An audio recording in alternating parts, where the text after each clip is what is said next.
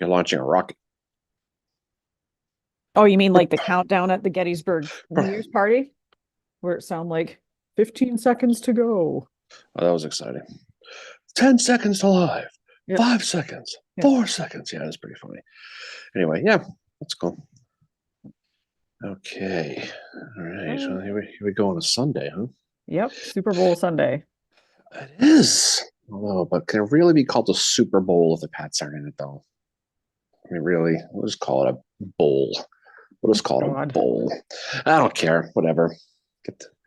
It's nice to have a little stress-free Super Bowl. Admittedly, it has Mhm. been like 5 years now since the last went, so it'd be nice to get back. But I don't think it happen anytime soon. But, oh, I don't care, Mary. I don't care. We're just gonna sit here and enjoy a nice, Yep. um, Morning, almost like Barbara. oh hey, a warm day considering it's whatever it is, February. Is it Yep. February? It's February. Yeah. So Yep. Morning, yeah. Bill. So oh hey, what's going on? And then we'll get to we'll get to the episode that we're going to be recording in a couple of days. We were supposed to do Yes, we were going to do it there's this weekend, but we was too busy, and so we ended up doing other things. We'll record this. We have our live thing. Um, a we have our roundtable on Tuesday night, which invites are going to go out for that today, and we're doing trivia for mhm. that. So first, I think we got some new people on here. Morning, Richard. Morning, Bill Etzkorn's on here. Cool. Morning, Cisco. Bill Etzkorn. He's probably in a tent somewhere. So yeah, Definitely. we are doing our roundtable, which is via Zoom, 7 o'clock Eastern on Tuesday, which is the 13th, and we're going to be spending part of it doing trivia, and Mhm. it's just for fun. That's it. We do have some Abraham Lincoln Bookshop in Chicago is one I of was our going to say sponsors. for fun. There's loot involved. There's I know books there's fun. involved. Yeah, the winner No. gets books. Sometimes we give out a couple other ones too for, creative answers or what have you. Yeah, no, we're definitely lucky to have a good sponsor in Abraham Lincoln Bookshop because they give us the goods and some of the stuff like we said in the past some of the books they give us is almost too good to give away. They're so good. So but we I always give them know. away and so that'll be cool. So we'll have the trivia. So just so this trivia that hopefully people can do it. It's not a layup. We have some hard, some difficult ones Yeah. with the battlefield exam coming up here in Gettysburg. I don't know if you know about it, but they're doing that again this year.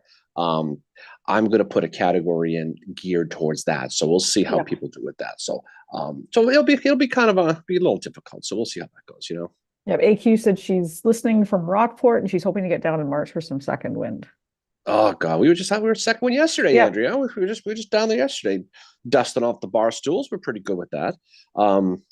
But it's good. So hopefully it's a good weather where you're at. We were blessed with some good weather here in Massachusetts this week. I mean, we got to go out with our shirt sleeves yesterday. Got to go Yes. sit at a bar, which is a good thing. And today we'll stay in and we'll do some stuff and watch this football game we're in today. Which I'm we'll do the history here in a second. But just say I'm Yeah. torn either way because if the I really if the don't care.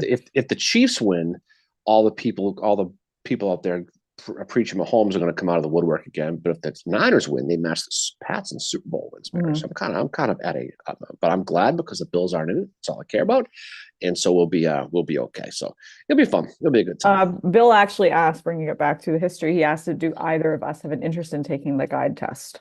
Oh yeah, no, I do. I'm not doing it. I'm not going to do it this year. Probably next year, because part of the deal is you really have to kind of be down there to do the test. So a year from now, the point will be we live it down there full time. So we'll do it that we'll do it then. I I know personally don't. I have a lot of friends who've done it. I have a lot of people who are rangers who are friends and guys who are friends, and I definitely is something I'd like to do. Um, but I'm enjoying what I'm doing now too. So I will Mhm. fix the stupid screen, but I will definitely at some point take it. And some good people who do it. So yeah, Morning, James. Morning, Ski. I mean, I at this point don't have an interest in taking it. I used to, but then I was kind of like, I don't know. I study so much other than Gettysburg that I think I don't just want to focus on one battle for a while. Like I like to study it all. And admittedly, I know more Western theater than I do Eastern, but you know, it would be cool to take it, but no, I don't have an interest in being a guide. I mean, I love giving tours and stuff like and presentations and doing the podcast, but yeah, I don't think I would want to be a guide. No, I think it's a lot of work goes into it, and I Yeah. respect anybody who Oh, puts same. Yeah, I respect their blood, everybody who does it. the people who do it. I just, like I said, I know people who've done it. If people think by reading a book of Coddington or reading Sears and taking a few battlefield guide tours, you're good to go. Just understand it. It's not. It ain't easy. I mean, No. I've seen copies of previous exams, and you have to know your artillery.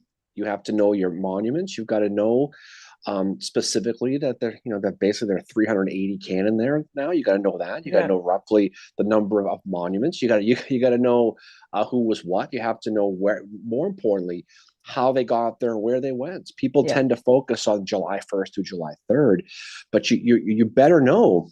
You better know your Brandy Station. You better know your Aldi. You better know Stuart's ride and why he did that and how it ended up and what the truth of it is. So there's a lot that goes into it. And then you have to know your Monterey Pass, you have to know your Williamsport, you have to know all the little tiny details. And I think this exam is going to be tough because a lot of people are going out to do it. But it's like anything else. I am gonna do it though, but I'm gonna wait. I'm gonna wait till I'm in no rush to do it. But eventually, once I get down there full time, we'll talk about doing that. But Yeah. Yeah. right now we'll do this little silly thing. Yeah, Although Bill that's still said, good. James said, I think you guys can pass it. Well, thank you. I know you could, Darren. I don't think I could. Wow. And Bill said that insane amount of people that will take this exam is reason enough to wait. Exactly. There's going to be so many people. And there's so many, there's a few people that like, they'll talk about it, that they're going to write it. And to me, it's like a job interview. And I would just keep it to myself. Like obviously I would tell you, but like, I would just be like, I'm keeping this quiet, not saying anything about it. And yeah, I was gonna say that the thing about it too is you can be an absolute bookworm in this, and you can sit there and read, and you can read Edwin Coddington chapter and verse. You can quote every little thing, but you got to know how to present, right? You have, yes. and the other thing too that people miss out. You better be prepared to walk. Oh yeah, you have to walk. You have to walk quite like you do have to. I mean, yes, you're driving them around in cars, but if somebody wants a tour where it involves a lot of walking as well. And like AQ said, what you just said, it's not only about the knowledge, you have to the right personality to engage and entertain, and more importantly, like knowing your audience. And that's just it. Like if you've got kids, like 12-year-old kids, you're going to gear you're going to change your tour a little bit than you would for say like 2 40-year-olds or whatever, right? Morning, David. You have to, like anything else, when you're doing any kind of tour, any kind of presentation, no matter what it is, whether it's a work presentation, whether it's a battlefield, whatever the hell you want to call it, you have to know how to connect to your audience. Because if you're doing a tour at Gettysburg or Antietam or where the hell you're doing it, right? You have to understand that you're going to have people there who are trying to learn this stuff. You have the people there who think they know everything, and you have the people who don't give a crap and they're just going to be too busy killing time because their parents are dragging them on this tour. Yeah. What you have to do is you got to find that point to connect with those people, especially the younger ones. Yeah. To create that thirst of knowledge, to want to learn more. And like speaking to Gettysburg, as we're talking about that exam.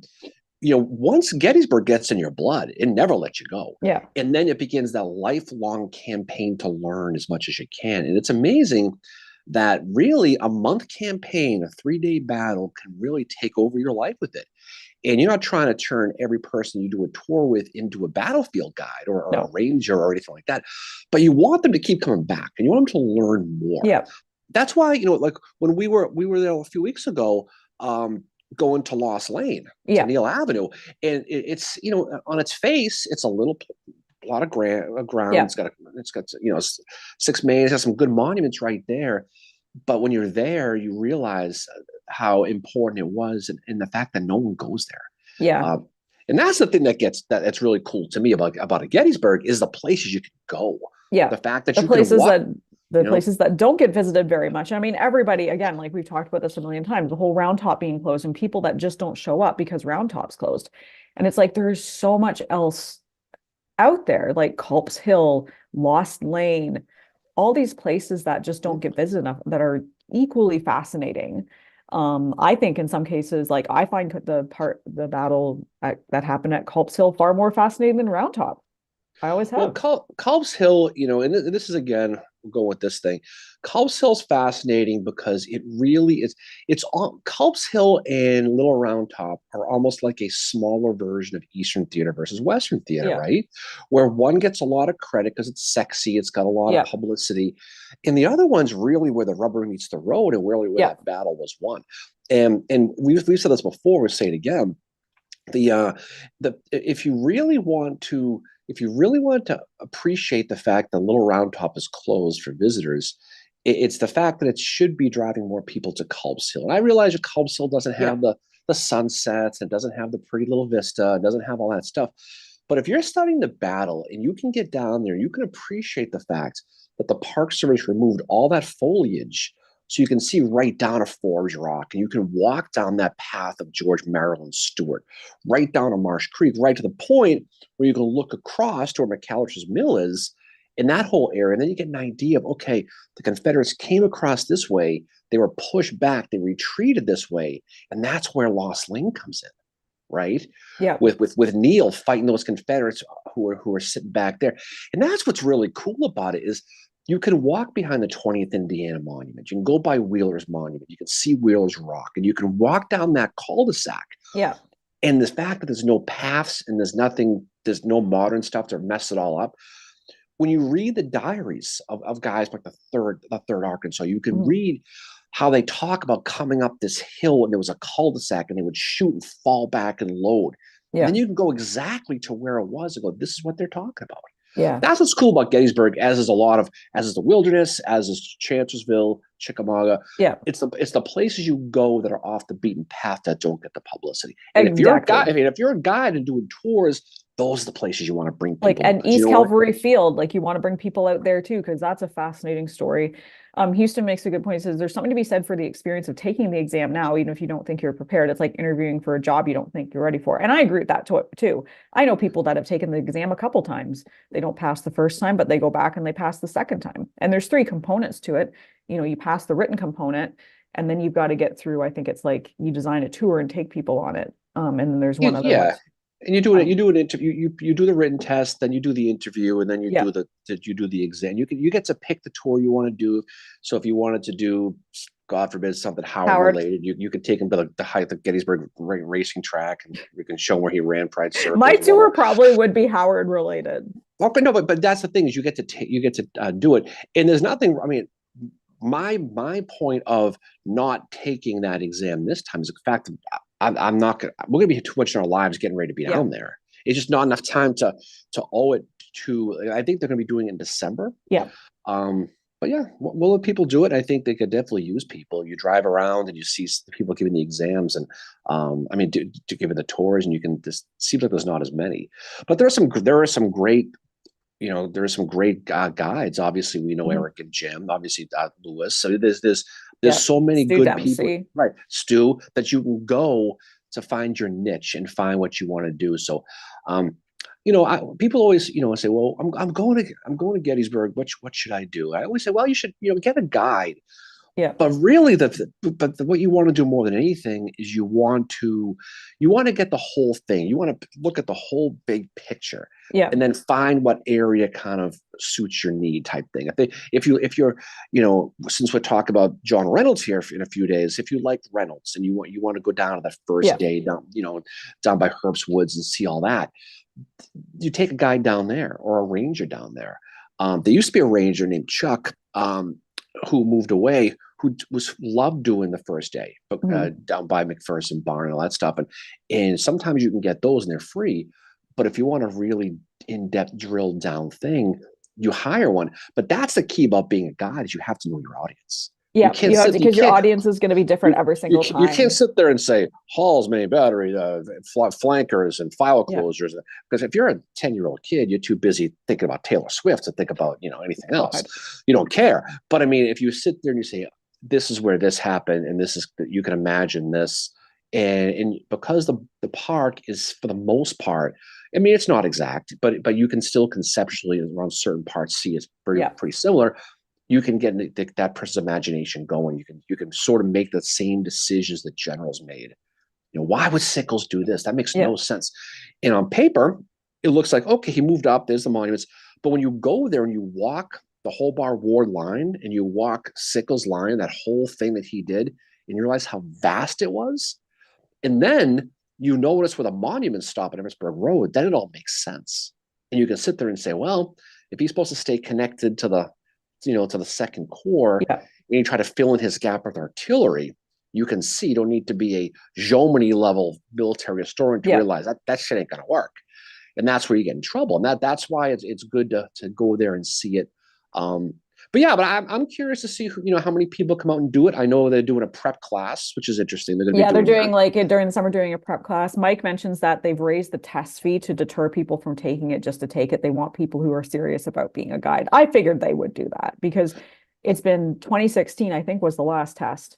So it's been like 8 years. So of course, and there's going to be like a ton of people that want.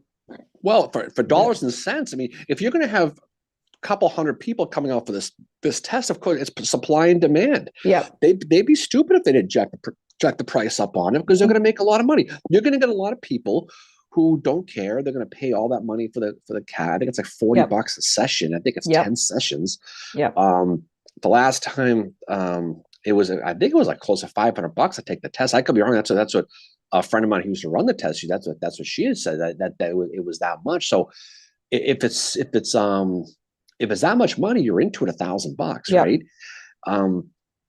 I mean, I would definitely do it, but I think for a lot of people, yeah, it'll be humbling. I think when you realize that there are little things, you're going to have to know that Hooker got troops from the Middle Department, from the Department of Washington. You're going to have to know, Standards Vermonters. They were one of the troops that came over from the Department of Washington because Hooker was begging for troops. And the historical narrative is he asked for troops. Lincoln said no, and he quit. But the fact of the matter is he did get troops. Yeah. He had 15,000 troops in those two departments. He had another 10,000 sitting at Harper's Ferry.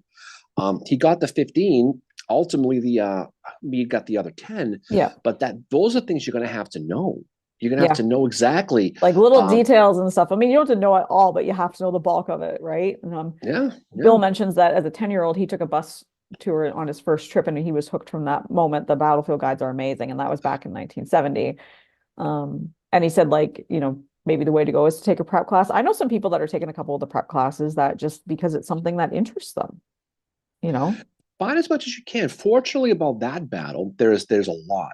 I mean, certainly you've got the big three books. You've got Codrington, you've got Fonz, and you have Sears. You can read those, but not everybody can read and really learn it. There's some of those books, especially the Gettysburg Campaign, A Study in Command by Edwin Codrington. It's the minutia is so but those are the things too. But I know you really should pay attention not just to the history and the story, but they're going to take monuments and they're going to darken them out and they're going to ask you to, and they're going to take you to weird, obscure angles. They're going to say, "What's this monument?"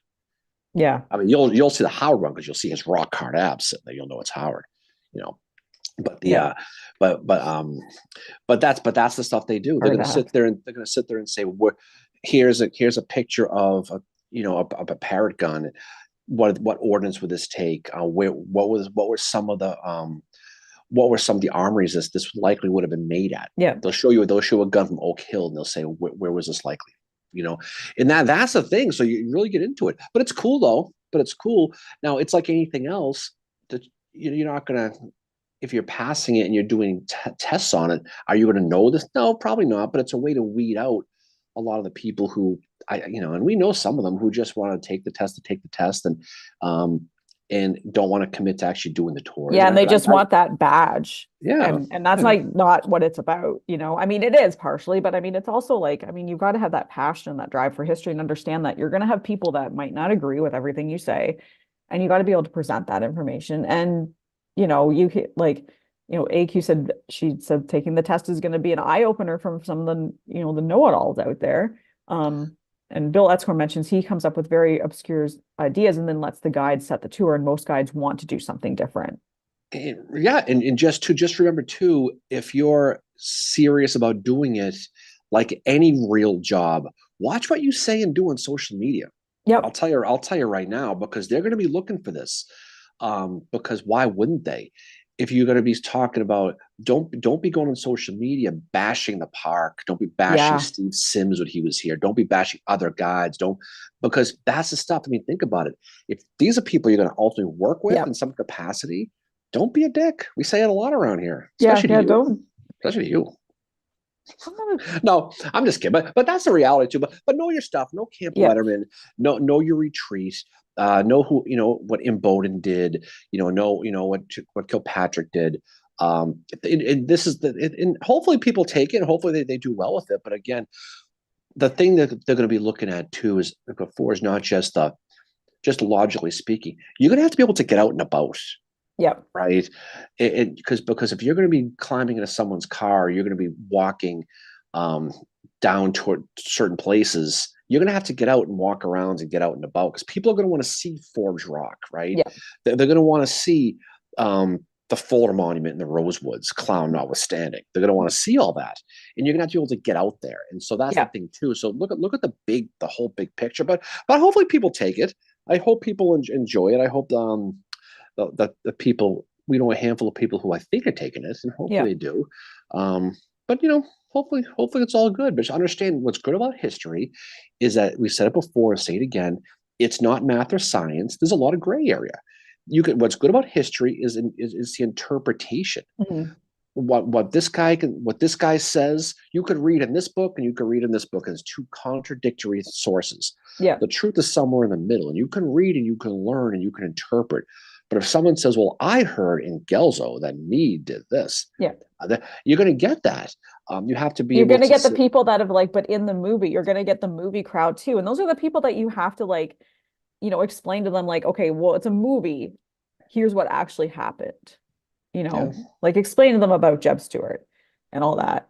Um, like Bill Etzkorn says, and you've said this too, having the knowledge to score high enough for the test is only the first part.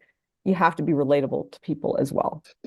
You have to be someone's going to want to get in your car and entertain you. You're going to be paying X amount of money Yeah. to go out and tell someone a story that maybe this is the only time in their lives are ever going to get out there. Yeah. So put on a show, right? It's like I remember there was a quote that I read from Elton John. He was a singer. I don't know if you know who he is, Mary. He was a singer from England, I think. Well, someone told him, they said like something. It was the night.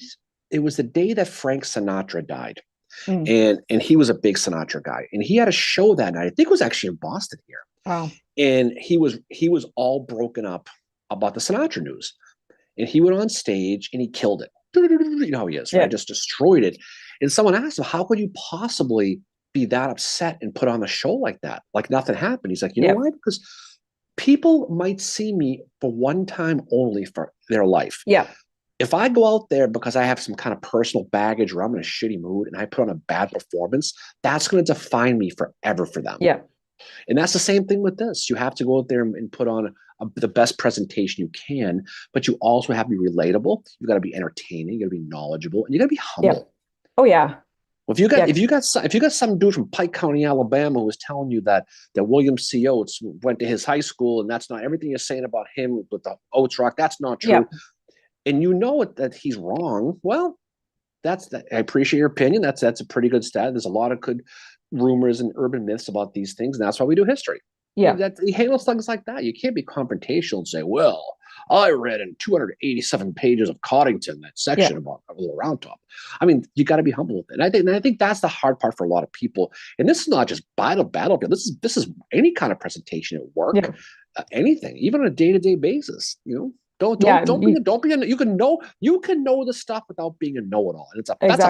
that's a fine line. Oh, that is a real fine line. You see it all the time on social media, and you see people just like, good morning, MJ. Speaking of trouble, yeah. Anyway, but it's true though. You have to be able to be relatable, and you have to Yeah. be able to get out there and do it.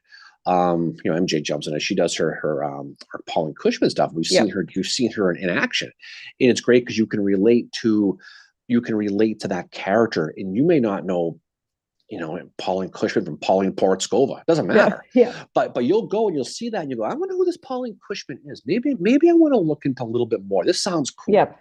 you're creating that spark of that intellectual curiosity, right? Yeah. And that's really what any good guide, any good ranger, any good presenter does.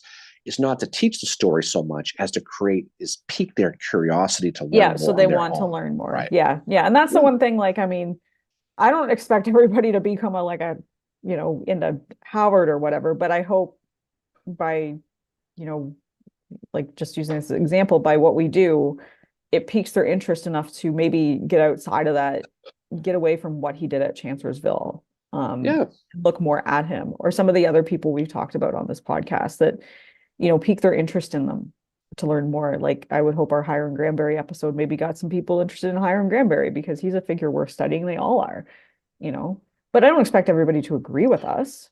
No, that look. The fact of the matter is, we're telling the story, and everybody here does. LC, he reenacts. MJ does her thing. Yeah. Andrea does her thing with Barlow. Edscorn does his thing with the BMI. Everyone has their thing. Everybody who does anything with this is really doing God's work with this because they've found what resonates with them. They the whole big picture, Yeah. but they've drilled in to find that one specific thing that they relate to, and they try to get more people to relate to that as well, right? Yeah. And that's the thing that's really cool about it is the people who put themselves out there and open yourselves up to scrutiny, right? And somebody, God knows we've said things incorrect on this, but everyone does it because this is how we interpret it. So we have fun with the first core broke first thing, right? Yeah. And no one really knows. You can make a case either way. But if somebody came up with hardcore evidence, if Miss Cleo came back Yeah. and she had a crystal ball and she says, "Oh, the 11th core broke first, it's a fact." Okay, well, so be it. But it's fun that I've been at the mine of all places and hearing people getting arguments over where James Smith's guns were. Like arguments. I mean, it's cool in a way because people really care that much. But at the end of the day, most people think it's up where the 99 Pennsylvania monument was because that would make the most field sense. And it wouldn't have been down by the gentry right down there. Yeah. But you'd be surprised that's people talk. People get into it. The first broke first is a fun one too. Oh yeah, that really gets people going. First broke first. We have a person on here. Their name is Ghost of Sickles' Leg. Oh, what's going on, Mr. Hessler? Ghost of Sickles. But I know it's not. But speaking of Sickles, though, he's another great enigma with this because he's a polarizing guy too. Because you read certain levels and it's this guy good, this guy bad. Yeah. But when you really get into a guy like a Dan Sickles and you really drill down into what that whole thing went, it creates that gray area. Yeah.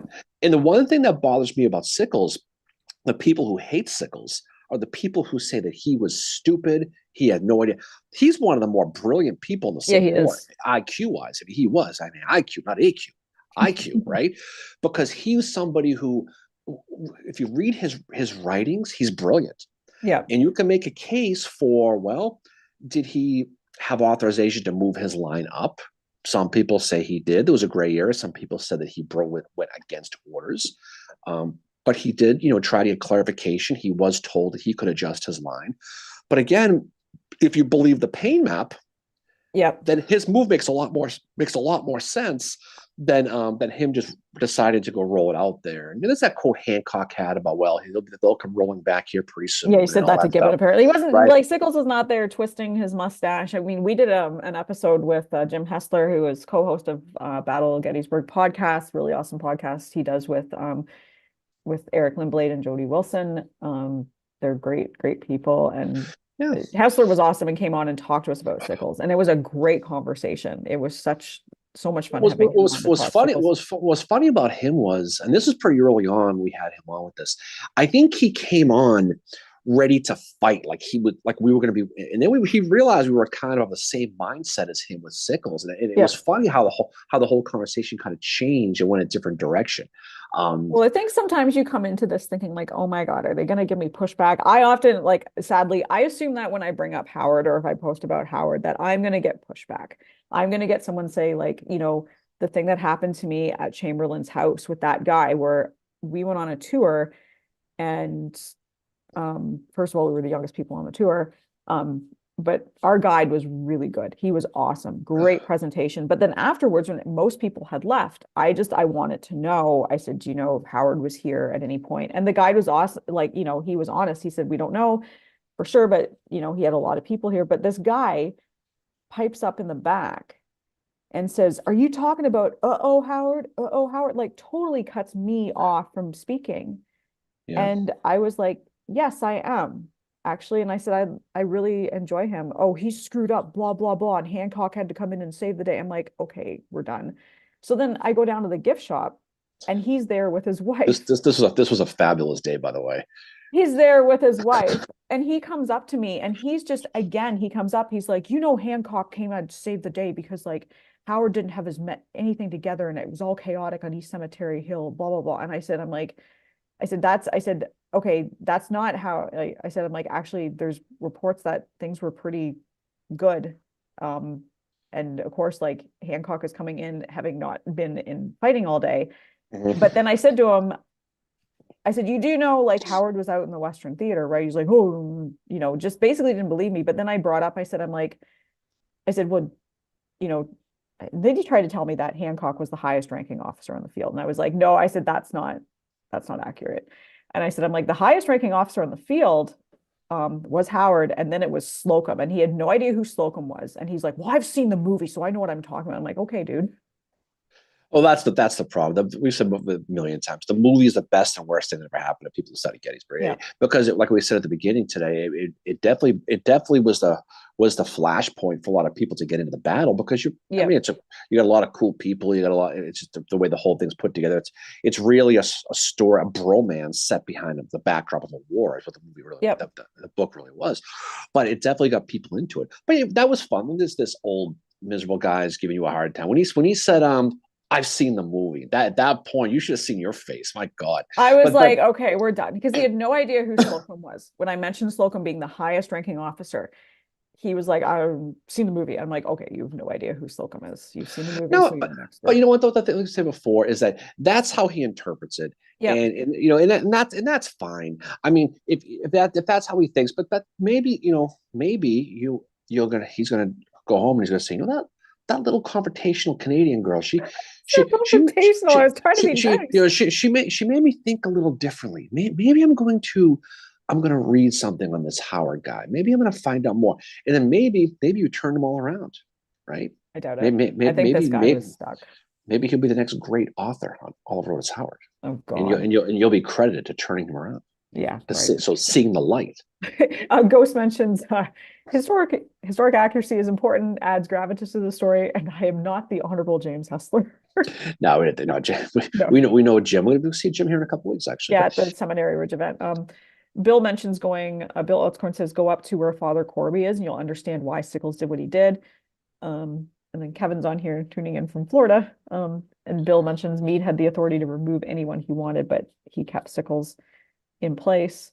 Yep. And understand, Meade did not like Sickles. I mean, he did not like that whole Sickles, Butterfield, Hooker triumvirate of doom. No. Right? He didn't like any of them, but he realized, well, he had to keep Butterfield because Butterfield knew where the bodies were buried. Yeah. He knew where the core were, because you're Meade, you're taking over, and you don't know where the hell your army is in the face of this battle going. And you're gonna ultimately send out what's going to be basically Buford, who's going to be going out to find out where the Confederates are. There's a whole echelon enforcing we've talked about, but again, he had to keep people in place he didn't particularly like, and I don't think a lot of people really cared for Meade either. I mean, he's not someone you're going to go hang out in the hot tub with. No, he seems he was pretty grumpy, I think. No. So AQ said that we have to do a Howard Barlow Descendants of Richard Warren reunion at Second Wind. And then Frank's on here, and he's got his he always has an anniversary or a birthday, or just something that happened. So he said, Chief of Artillery Henry Hunt Jackson died today, 135 years ago. Yeah. And you speaking of, you want to talk about Henry Hunt, for example. You talk about how he ends up. He's part of that whole transformation of the artillery that Hooker did with the Army of the Potomac, how he's going to set up the artillery brigades and then have the 5 reserve brigades. And it's a natural confrontation, because we saw with Hooker, I mean, with Hunt and Hancock at Gettysburg, that organization turned into a pissing contest and a measuring contest Mhm. down there on the line because of Yeah. how that was set up too. So, but I think having artillery in every corps and having that reserve corps, it's certainly important to think about. Yeah. But because you got a guy like a Robert Tyler versus a guy like a Henry Hunt, and you get an idea of who's running the show here. It's just fascinating when you look at the internal politics, and that story with Hancock is a good one too, because you can only imagine Hancock getting his all fired up and getting all his dander up, and Yep. the sweat pooling, probably Oh, dropping his peanut butter cups as he's riding down there. his McDonald's. Yeah, and Um, he's Before I forget, I just want to give a shout out to Getty's Gear for they shared a post we did yesterday, which was really that's awesome. right. Yeah. So yeah, I'm just gonna put that's their website, Getty's Gear. I just put it in the chat. But they like if you find yourself in Getty's Gear or Gettysburg, go down to Getty's Gear. They're across from the Oliver Otis Howard statue. And where the bus place is on East Cemetery Hill. But they have like awesome cigars. They have amazing coffee. I think they sell like dog and cat treats in there too. They sell the ashtrays, Everything. the Like, pictures, yeah, hats, they're awesome. t-shirts. If you go down there, certainly certainly go ahead and tell them that Yeah. we said hello, because they certainly they'll be happy to hear it. We'll go from there. But yeah, they have amazing cigars and stuff, and like coffee. The coffee is great. You can buy it like they have like the K cups, and they have like it's as good as Bantam. It and Bantam are my two favorite places for coffee in Gettysburg. Oh Bill no. asks us how were the cigars? The cigars are awesome. Well, see, here's the thing. A good friend of mine is that he's like me. We go to whiskey, cigars, the whole deal. And like anything else, you smoke enough cigars, you know a good cigar versus a bad cigar. And my friend Dave was out in Michigan, and I went out there for a weekend with him. We went to a Michigan football game, and we spent some time in Ann Arbor where he lives. And I just gave him a box of those Getty's Gear cigars as a thank you. I just had them mailed to him. And a dude who's smoked more cigars than probably Grant in his life. He said they're the best cigars he's ever had in his life. And he smoked the Cubans, the Maduros, all the good ones.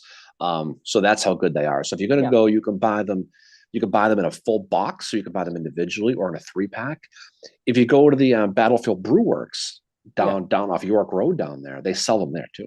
But definitely, if you're into cigars, absolutely grab one. Yeah, they're very good. They had a Sickles cigar for a while, and it was my favorite. But they've got like one with Hancock on it. They've got one with President Lincoln. They've got one with the soldier. It's really cool. See you later, Ski. Have a good day. See you, Ski. And speaking of Sickles, again, Ghost of Sickles Legs said my fascination with Sickles is like he was all smarmy. All the others were quote unquote honorable. Sickles was a self-serving and low character, but those attributes served him well. And said Sickles seemed to relish his role as a cad, roughish figure, and it's easy to like honorable people, but try liking those who are self-serving. I would agree. Sickles is a fascinating study. And he's there. He's like a little gossip too. Like he and Mary Lincoln got together and they would just like gossip. It's actually really, really funny. But that's one of the things I like about Sickles too. And he just didn't give a shit. He was like, he's like, whatever, Can you imagine if there was an actual ghost of Sickles' leg? Imagine you walking down by the Corby Monument in that horrible ground, and you walking out there, all of a sudden you hear, boo, and it's a leg. It's a leg. That'd be something. Apparently he visits his leg every year at the museum. The ghost of Sickles visits it. He was always mad because the rest of his foot wasn't. They threw part of his leg away. So, oh really? Anyway, he was always mad because they didn't put the rest of it, his foot, apparently. Who the hell knows? So weird. But hey, I personally, I'm not gonna lie. I mean, I like Sickles. I think what he did. I think people forget the fact that he was able to maintain part of his core on the left flank to protect them, but also to your boy Olo, when he puts out the bat signal and says I need help, he's able to wisely send a portion of his core up while leaving a portion back. Yeah. So he's satisfying Meade and now Howard's requests.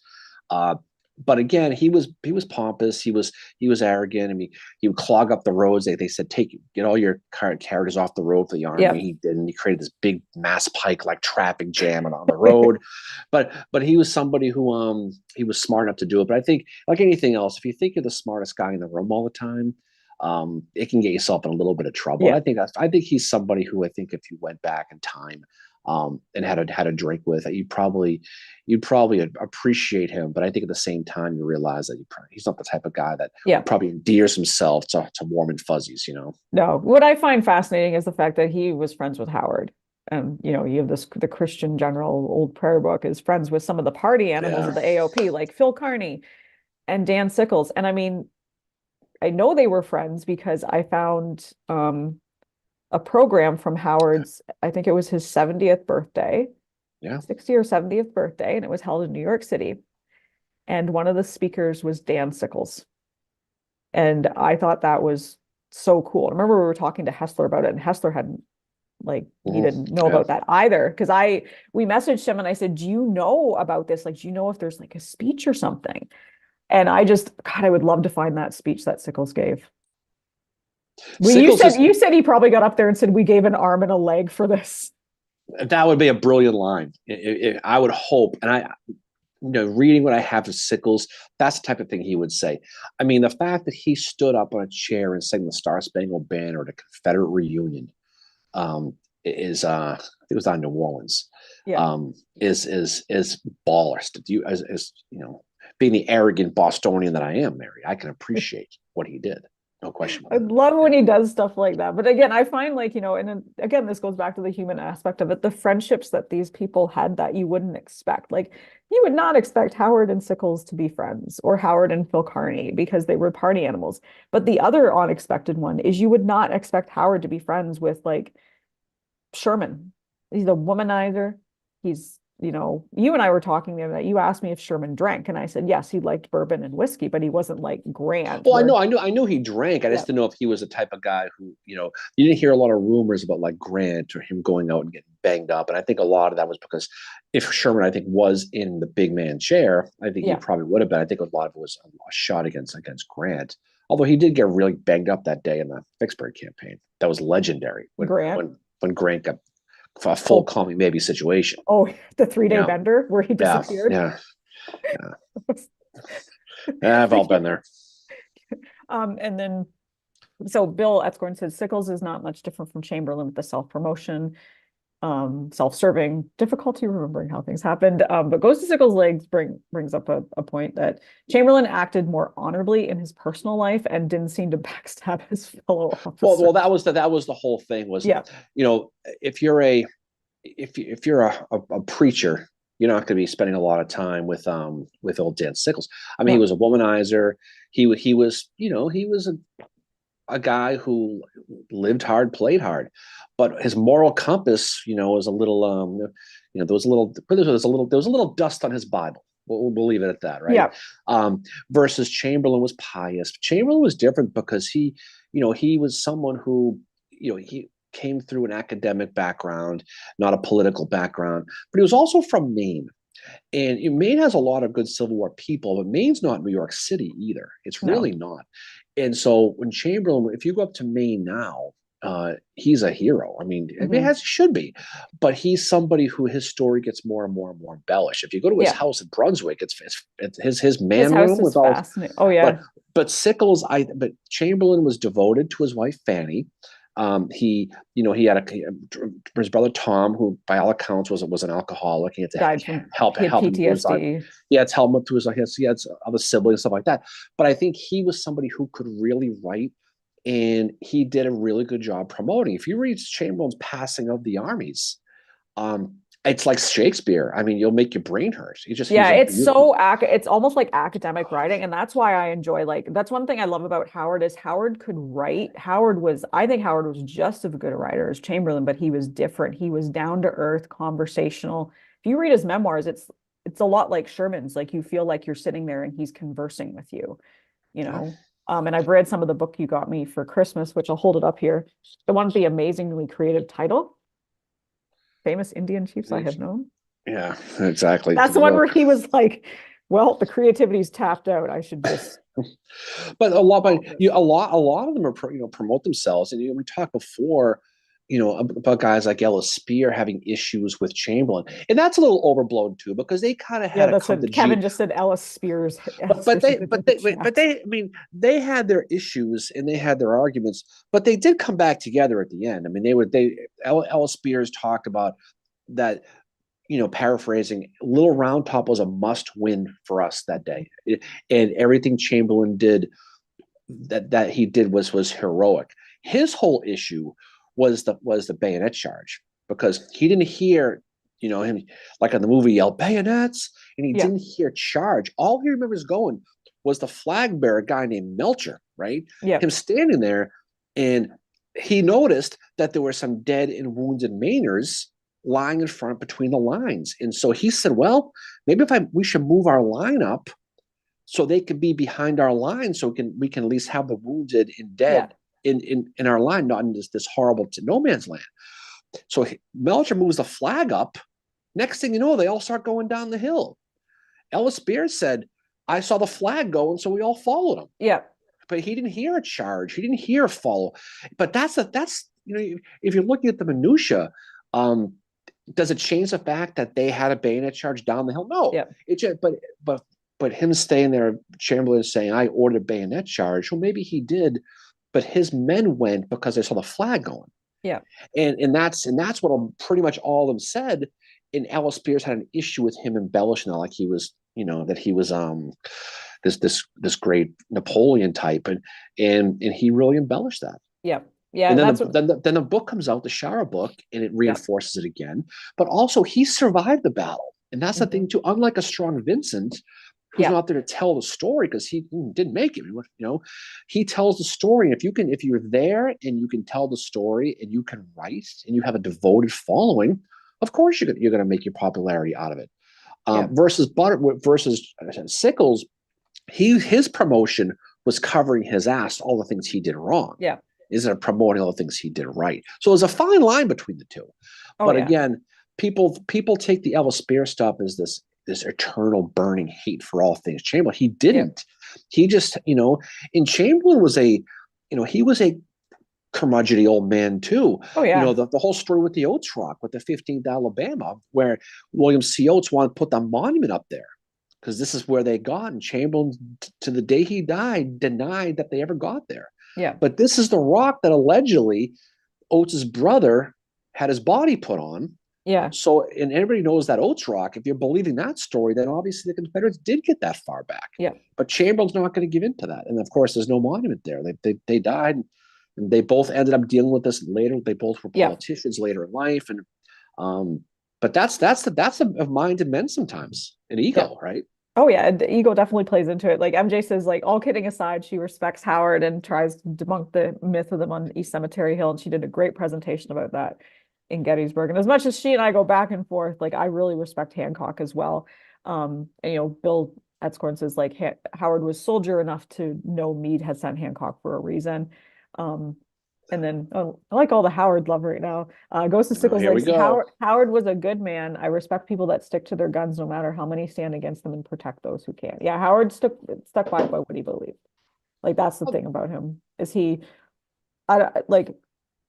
I don't think he's as like people think he was this guy that didn't have a sense of humor and all this other stuff. But you read his letters and you read his memoirs, he had a sense of humor and he had a way of being so passive aggressive towards No, people. he did. He absolutely did.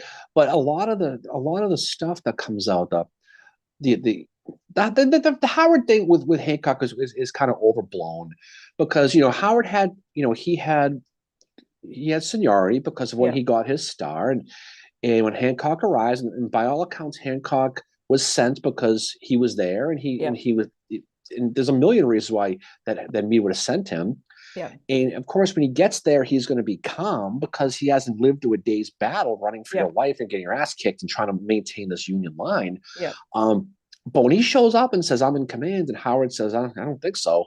I have seniority, but then he pulls out and goes, "I have orders. Yeah. Would you like to see them?" Dad and this likes is me better. But here's the thing about Howard, though.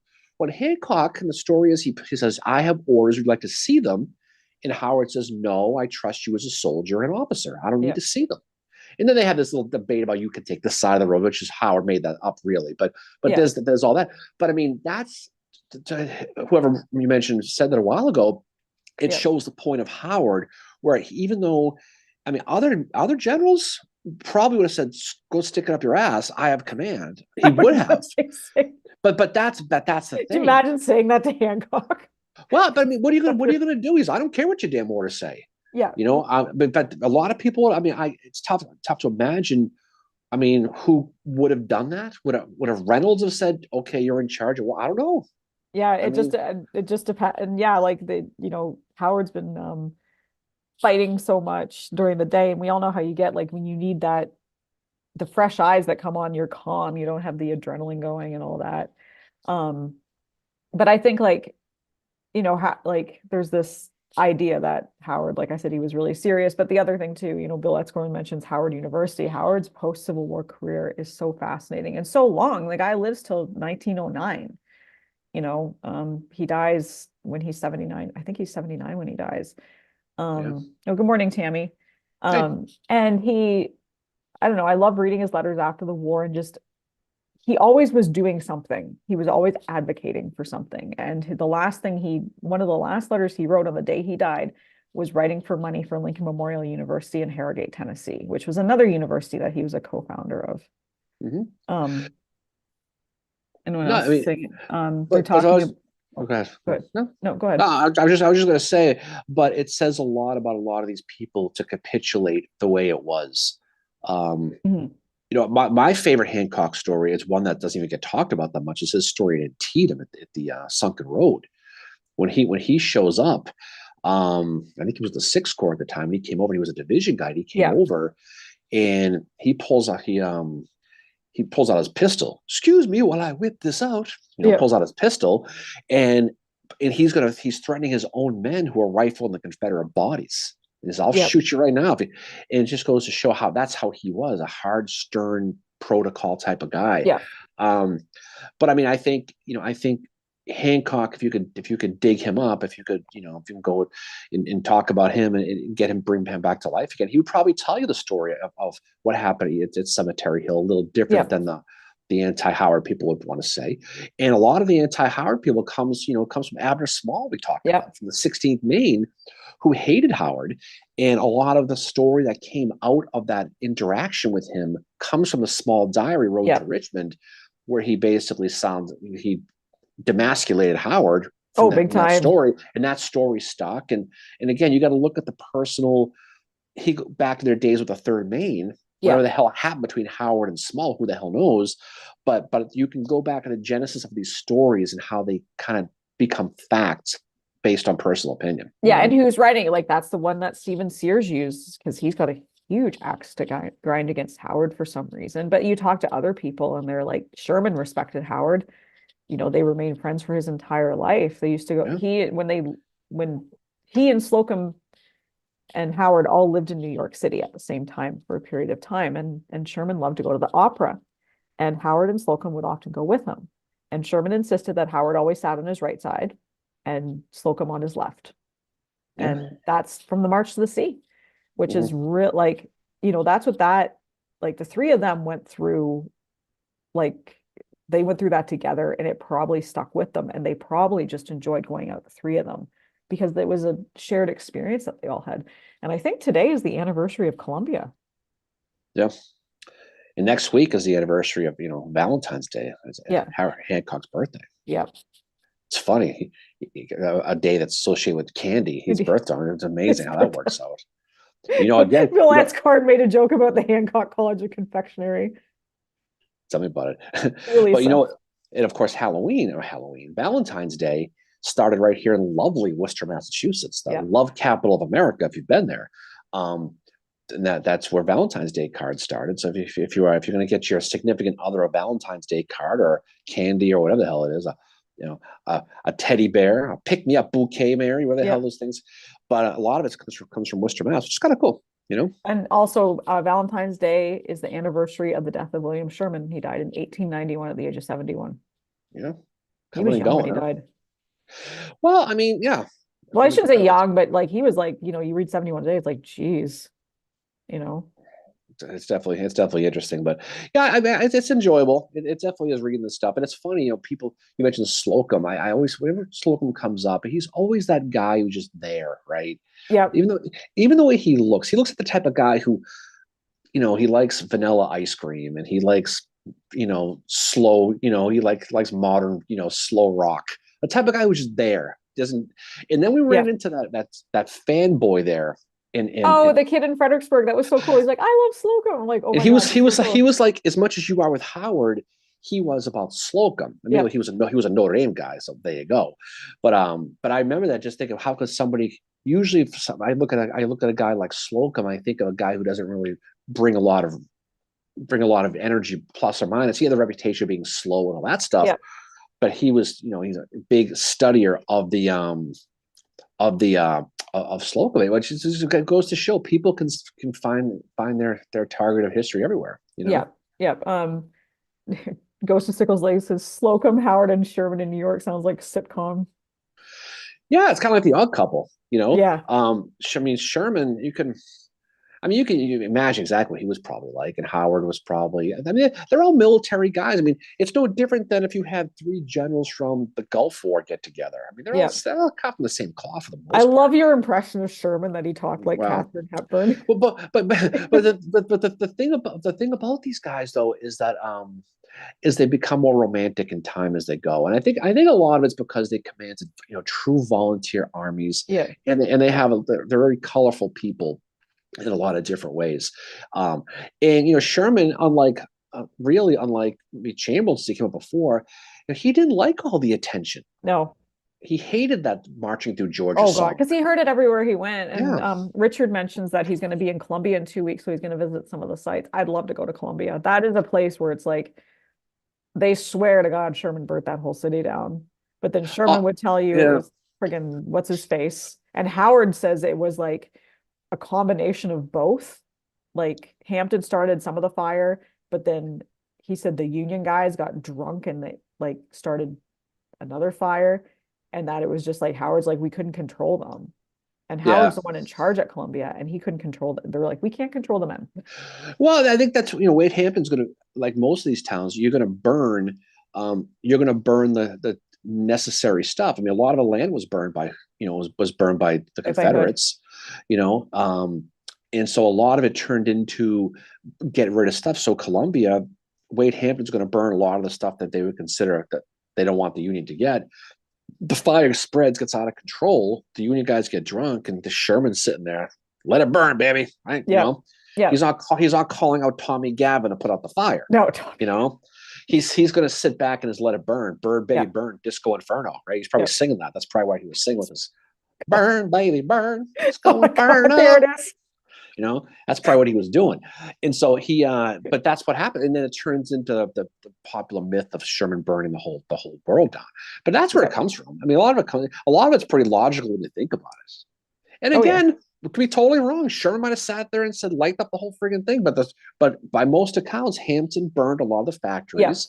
So the Sherman couldn't get them. The fire spread, got out of control. And kind of like Phil Sheridan in the Valley, put his feet Yeah. up with a cigar and watched it burn and made no Yeah. effort to put it out. And the Union guys saw the ambivalence and they got drunk and they started just, doing boys being Yep. boys. Yep. But That's what Howard said that Howard said that there was Union guys like, going into houses and breaking up furniture. But Howard also said there was Union guys that were helping families and trying to, he said there was as much bad as there was good that night too, that happened, that there was well, Union there's soldiers trying always to, yeah. the good thing about humanity is in its worst moments you can find good stories. Yeah. You can find some legit stories, right? And I don't think this was any different. But I think the mentality, the anti-Sherman stuff. I mean, again, a lot of it comes from Margaret Mitchell. A lot of it comes Yep. from Gone with the Wind, where it pushes the narrative of the monster he was. Case in point, someone's birthday was last week, Yep. and someone went on social media and was promoting Sherman's birthday on some pages, which are more geared towards the NASCAR Sweet The Tea NASCAR, group, yes. right? Yeah. Some of the southern sites, and someone got her ass handed to her about Sherman, and it was a great study in psychology about the mentality of There's someone people about still Sherman, fighting. There's still right? people fighting on that You know, post. but I mean, I think a lot of it is perception versus reality. Yeah. But it just goes to show again what a tinder keg William T. Sherman Yes. is, because the same people who are saying that he should have been hanged and Oh, people shot saying as a, hung, rotten, are the hell. same people who would defend people who say that anything about Lee or Jackson. Yeah. They have no concept of why anybody would say the same. So that it doesn't go both ways with him. But again, somebody kind of suggested you shouldn't do that, and someone didn't listen, and it turned into a situation. Well, whatever. Yeah, it's just obviously you're clearly I over didn't, I wasn't like, I said a couple things to people. I was like, someone said rotten hell, and I was like, dude, it's his birthday. Just, I get you don't like the guy. But just some of the like the back and forth, and it was both sides. It was like, the lost cause narrative, but then you had people coming on from the other side of it, and they were equally as bad. Like it turned into this like name calling, all this other stuff. But to see, like, I read, one person said Nathan Bedford Forrest is a good Christian man, and I'm like, what? Well, I mean that's But then there was the whole thing, like people saying Sherman burned the entire city of Atlanta.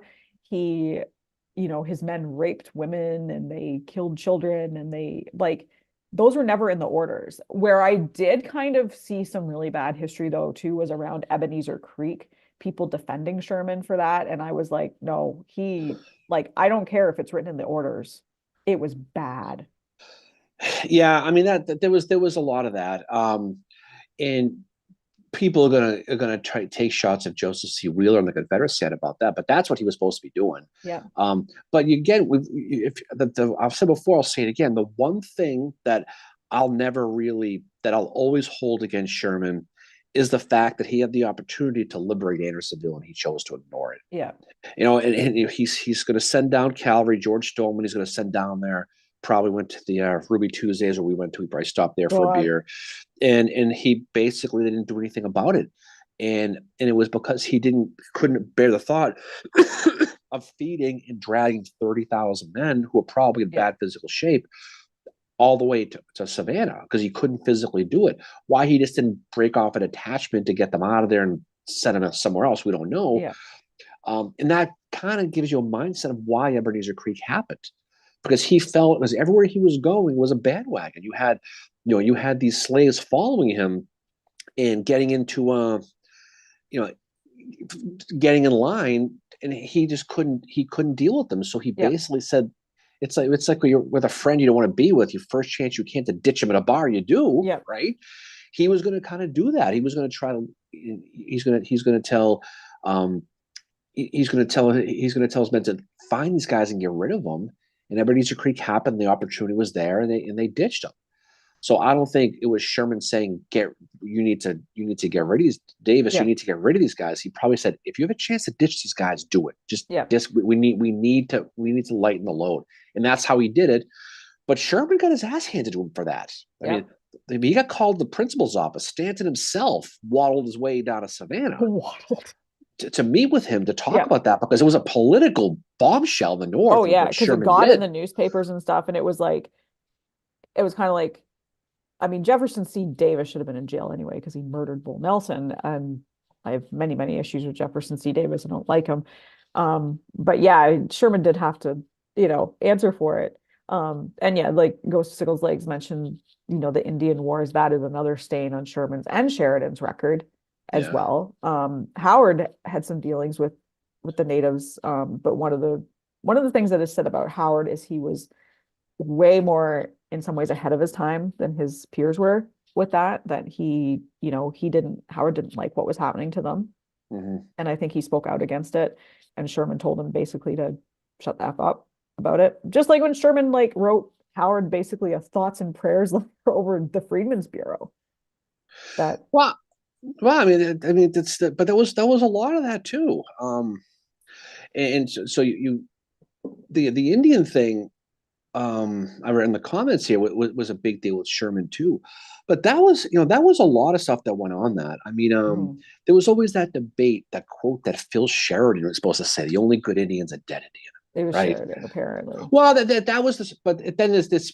There might be There's attributed to somebody debated, yeah. else, but that was kind of the mindset in a lot of different ways. Even your boy Oliver, even Otis Yeah. boy up there, he got himself into Oh trouble with yeah, Nez Chief Pierce's, right? Joseph. Yep. You know, but again, but that Ebenezer Creek thing, it was you're trying to fight for freeing the slaves and all that, because at that point that's what it was. Yeah. Here in Boston, people were all fired up for that, Frederick Douglass, everything, and then you basically cut and run from all those slaves. You can see why it was a big deal, Yeah. especially that part of the war. But again, Sherman was no abolitionist by any stretch of the imagination, no matter how you want to twist that.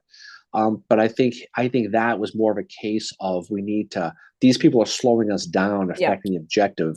Yeah, that's Um, what Cisco said. Like he had to get to Savannah and they were right. like slowing them down. So I don't think it was a pure racist thing, because what the kryptonite to the racist theory is Andersonville. Yeah. He didn't take them for the same reason.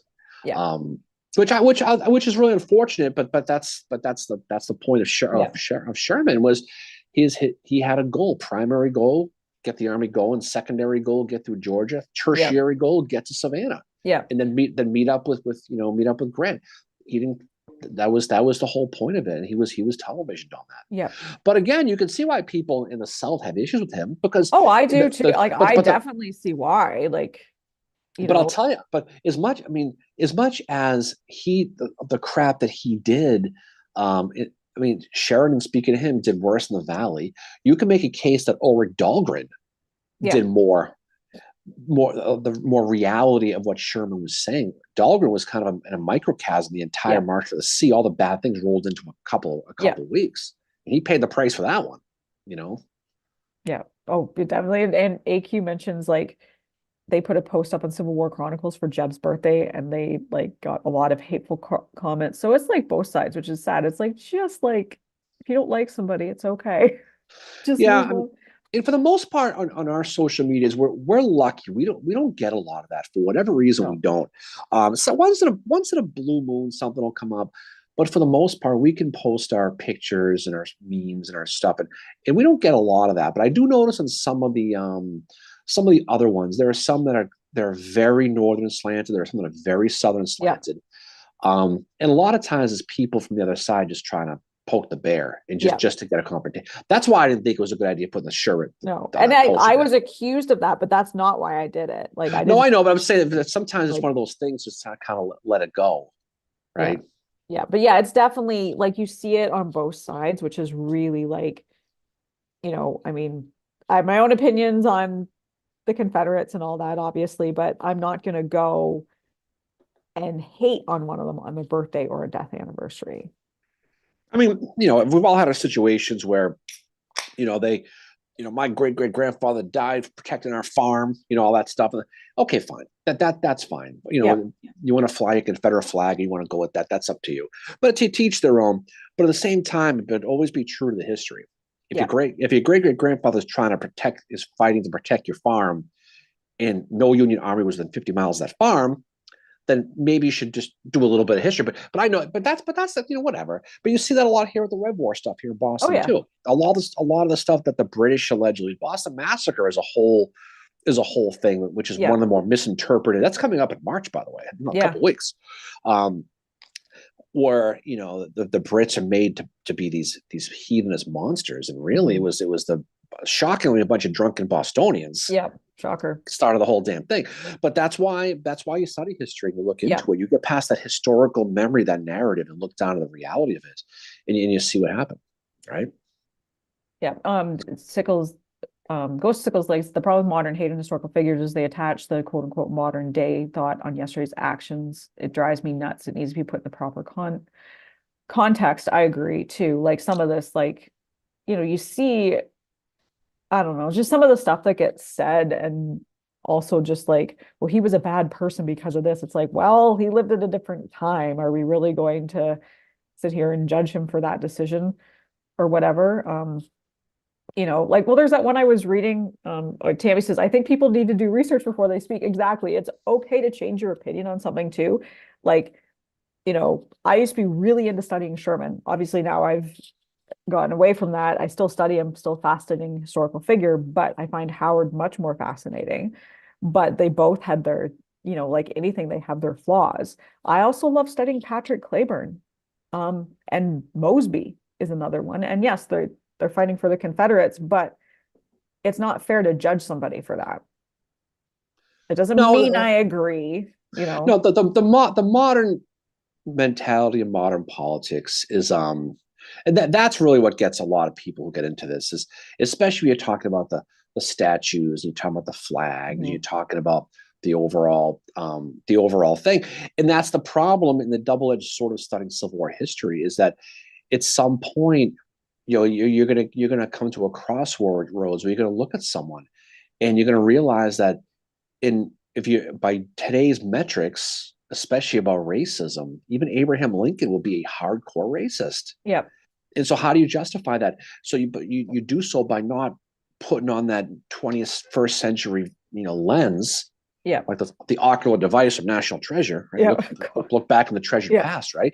And understand the mentality that these people lived in, Yeah. especially when it came to things like slavery and stuff like that. The people who deny the war was about slavery altogether, I don't I even know know that's what a the hell whole with that. other, That's a whole. That's I'm not talking yeah. about that because that's a whole different thing. But I mean, just the overall mentality of sitting there trying to make it sound like, not everybody was Garrison, not everybody was Frederick Douglass. Yeah. People were surprised. Robert Gould Shaw was a big time racist, big time. And Yeah. when he basically took that 54th Mass over, and he, unlike the movie where he sat there and Carrie Hughes, I'm going to do it. I'm going to do it. Yeah. It took him a long time. He didn't Yeah. want to do it, and he finally did it because there was an opportunity to be a colonel. He did it. Hmm. He did come around. He Yep. did, but his parents were abolitionists, but he Yep. wasn't. He was Spalding Smales. If you know the movie Yeah. Caddyshack, I don't. he was a spoiled brat, rich kid going to Yeah. school overseas, but he came back to lead the 54th Mass, and everything he did with Battery Wagner and everything else he did was remarkable. But at the end of the day, he reluctantly took that position Yeah. because he knew that was a lightning rod. Because a lot of his blue blood friends who were an abolitionist were never going to forgive him for that. Yeah. You know. And there was, you know, in their own time too, being an abolitionist was not a good thing. Um, Howard got the shit kicked out of him at No, West Point for it that. was. It was. He, And it's so funny because you can be thinking about the movie Glory now, Mary. And it's probably top three Civil War movie. I oh think yeah. most people put in their top three, one, two, or three, whatever. But it's so historically inaccurate. Oh yeah. And people talk about Gettysburg not being accurate because of Buster and about Chamberlain being at the angle. And that's all well and good. But Glory has got some Yeah. gigantic holes in it. But I like the fact that they had the William Carney character, the one that Denzel played. They kind of gave him a bad rap. They made it sound like he was some kind of bad seed. He really wasn't. He's the Yeah. first African American to get the Medal of Honor. When you look at the date of what he did, it was. But again, these stories in real time weren't that big of a deal like they are now. William No. Carney, he retires to New Bedford, Mass, up the street, becomes a mailman. He gets shot in both legs, and somehow he's still a mailman. And he lives his life in obscurity. Yeah. And he dies at the Massachusetts State House. You know how he died, Mary? He walked into an empty Elevator elevator shaft. shaft and fell and died. And it's fascinating to think that a guy who fought at Battery Wagner, carried the flag, shot with both legs with the Medal of Honor, would die by walking into an empty elevator shaft. That's how Wow. he went. And that's just the sad truth about these things. But he was not a really superstar hero at the time. He was an obscure guy. We visited his grave in New Bedford not too long ago. He's got a very, very humble grave. Yeah, but because of the movie and people like that, his role and his character really gets expanded upon. Yeah. And you realize how important they really were. I don't think they realized at the time what they were doing, how important their work Yeah. was. But I don't think they appreciate. I think they just saw it as a job they were doing. Yeah. I think I agree with you. Tammy mentions that she's researching Nathan Bedford Forrest because she wants to find out who he was. And bad, good, you have to do the research. And Forrest is one who Um, I respect what he did in the war. He's good cavalry, but you know, he's got some skeletons in the closet there just a little bit, you know what I mean? Like he's not. No, and Tammy, you messaged us a couple of weeks ago. We were about an episode for sure about Forrest, and I think I put you on the Meridian episode we did. We haven't done one specifically on him. We've talked about it, but it's one of those things. He's such a lightning rod. There's a way that has to be done. We just got to figure out a way to do it. Yeah. Because he's someone who was a rich guy, made a lot of money through plantations, had a lot of slaves, used his own money to finance his entire cavalry. Yeah. Hard fighting bastard of a guy. Yeah. A lot, you could read Shelby Foote and you would think that he's the greatest thing in A the good Christian man. right. But again, it's tough to get away from the Fort Pillow stuff. Yeah. It's hard to get away from his clan stuff. Yeah. And so even in a time when racism was the norm, he stood out. He really did. So, but to your point, on the military side, there was very few people more intimidating of the thought of being in your front than Nathan Bedford Forrest, especially for guys like Suey Smith. Oh, Because Suey Smith was a guy where he was, and Sherman was scared to death of Forrest too. Sherman right? too, yeah. What was if you heard that Forrest was in your fronts, you acted very differently because that cult of personality he had. Yeah, a lot like Mosby had that too, but Mosby was, I don't know, Mosby's a different person than but Forrest, he lost his brother in a battle. He was somebody who, he was a human and living in the time that he did, but he's a tough one to try to get your hands around. But eventually we'll get to that point eventually. It's just trying to figure. It's just getting there, Oh, Tammy said she did listen to the Meridian episode. Cool. Yeah, it's not specifically about him. It's more about Sherman's test run of the March to the Sea. Yeah. But you can see, if you study the Meridian campaign, just how much he was out there. Yeah. Where in a lot of the stuff is urban myth with him, but he was a hard fighting guy. The story with Shiloh, the last shot of the Battle of Shiloh being fired at him. Yeah. When he rode into the line. I mean, that's, by all accounts, that's a true story. Yeah. Right. Like I said, he's one of these individuals that is, you got to study him. There's parts that definitely make me feel uncomfortable, but history's supposed to make you feel uncomfortable. If it doesn't, you're not really doing history. Yeah. Ghost of Sickles Legs said Forrest was a great military man who understood how to fight. In a personal life, again, he did things legally in that era, but he does have major problems. And you have to look at him from his era, like today, yes, he's a terrible. Well, you can look at Fort Pillow and the ramifications which led to the prisoner exchanges. Yeah. And how it led to these Andersonville prisons and these Elmira prisons and Camp Douglas prisons and Florence Stockhart prisons. And you can see the ramifications that they did too. But a lot of it is, isn't always the truth, but it's just perception.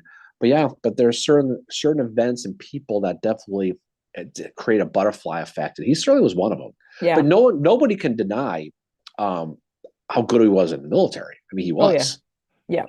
And the fact that he fronted, if he makes you uncomfortable, that's more within yourself kind of thing. Like I know people that, they get bent out of shape if you study John Brown Gordon, and they have to remind his memoirs aren't all true, blah, blah, blah. It's like, okay, get it. We know what side John Brown Gordon was on, all that stuff. He's got, he's got stuff in his personal life outside of the Civil War that's not great either. But Gordon, I think I know AQ and MJ would agree with me on this. He's a badass. He's a hard fighter. He's, gets involved in politics and Reconstruction after the war. Are some of his memoirs embellished? Yes, they probably are. But his account of Appomattox is one of the best that we have. Yeah, no, there's no question. He was, and he did what he could to try with Reconstruction. He was very focused on getting home rule back, getting rid of the military districts out of his state of Georgia. He was instrumental in helping with the railroads in Georgia and Florida. He was corrupt as friggin' hell. Oh, okay. I mean, he was. But again, he was someone who, unlike Longstreet, who tried to do the the other approach of getting in bed with the Republicans and Grant and all that, Yeah. and Mosby for that matter too, John Mosby. Yeah. He did the old let's just get our rule back. Let's vote in a Democratic governor, Democratic Senate, and try to get home rule back again, and try to get the rights that we had, that we really want to have. Yeah. He tried to do it that way. And you want to talk about rigging elections? I mean, the Republican elections back then doing everything they could to keep that out. And finally, he finally got it done. But he was somebody who was a Sickles-like politician after the war. Yeah. I don't mean with the bang barn stuff, No, right? I just mean the corruption, the bribery, all that stuff. He was part of that Bourbon triumvirate. Yeah. Down there in Georgia, which they still talk about today as being one of the more corrupt factions of government that's ever happened in this country. That's saying something. Think about it. But for the most part, he that's who he was. And he's buried in Oakland Cemetery, and go visit his grave. He's right there. He's buried right next to Alfred Iverson, right? Mm-hmm. He's buried not far from Margaret Mitchell. So if you go down there, you can go see them all. But that's the mentality, and he still has a statue in the Capitol building. You can't go see it though. No, it's behind a fence now. We went to go check out. We couldn't get near the damn thing. But it's unfortunate, Yep. MJ Gordon approved Barlow's Eagle Scout project. That is true. He was his first line signer. That's true. Definitely do that. But yeah, AQ does a lot of research about Barlow. She's really good. Like, she knows so much about him. But she said that Barlow and Gordon did have a post-war relationship. They were friends. I think Gordon too was like, I think he kept correspondence with Lew Wallace as well after Monocacy. Oh, he did. They went out for that dinner post-war, and Lew Wallace was like, well, you kicked my ass, didn't you? And Gordon was like, no, you stopped us. The thing about Gordon was he was like, he was very respectful to the people. So he was kind of like, how like you watch a football game, like the Super Bowls today, right? Yeah. And you hear the pregame interviews. Well, I'll tell you that Brock Purdy, the quarterback, he's the best quarterback we've seen all year. And that's not true, but they say all the right things. Yeah. That's what Gordon was. He told Lew Wallace that, even though we beat you in battle, because of you, we couldn't take the Capitol. And there's some truth to that, but it's also a little hyperbole too. Yeah. But that's how he was. He was very respectful of the post-war. He wasn't like a Jubal Early. Oh God, there's an angry man. Well, no, I mean, he's someone who never got over.